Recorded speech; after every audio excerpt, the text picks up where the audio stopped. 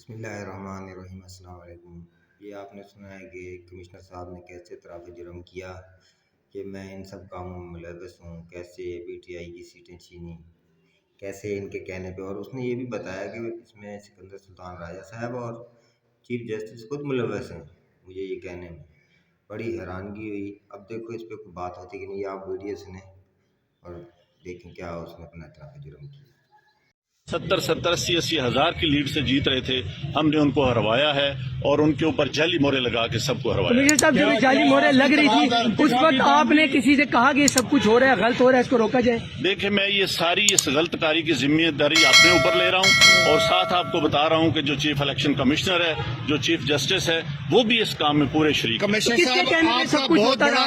یہ اتنا سب کچھ ہوا آخر کس کے کہنے پہ ہوتا رہا؟ کیوں پریشر میں تھے؟ کس نے ایسا کیا؟ میرے اوپر کوئی دباؤ نہیں ہے۔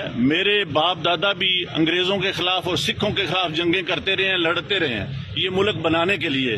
اب میں اس ملک کو توڑنے کا حصہ نہیں بن سکتا۔ کمشنر صاحب، آپ نے راولپنڈی کی بہت بڑی خدمت کی ہے، آپ نے بڑے بڑے میگا پروجیکٹ میں 24 گھنٹے کام کیا ہے۔ یہ بتائیے گا کہ آپ کو چیف الیکشن کمیشن دباؤ میں لا رہا تھا کہ یہ کریں سارے کام، لوگ جیتوں کو آپ نے ہرایا، آپ کو نیند کیسے آتی رہی؟ کس طرح آپ کا ضمیر جاگ گیا؟ دیکھیں، میں نے راولپنڈی کے لیے 16 گھنٹے کام کیا ہے۔ میں نے یہاں رنگ روڈ بنایا ہے، ددوچا ڈیم بنایا ہے، ہولی فیملی ہاسپٹل بنایا ہے، جم خانہ بنایا ہے، میں نے لاری اڈے بنائے ہیں، مزدوروں کے لیے سینٹر بنائے ہیں، منشیات کے اڈے سینٹر بنائے ہیں۔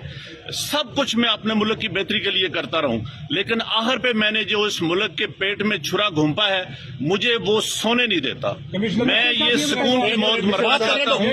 میں جو میں نے ظلم کیا ہے مجھے اس کی سزا ملنی چاہیے، اور باقی بھی اس ظلم میں جو لوگ شامل ہیں پولیس بھی شامل ہے؟ ان کے نام بتائیں گے جو لوگ آپ کے ساتھ یہاں پر تھے؟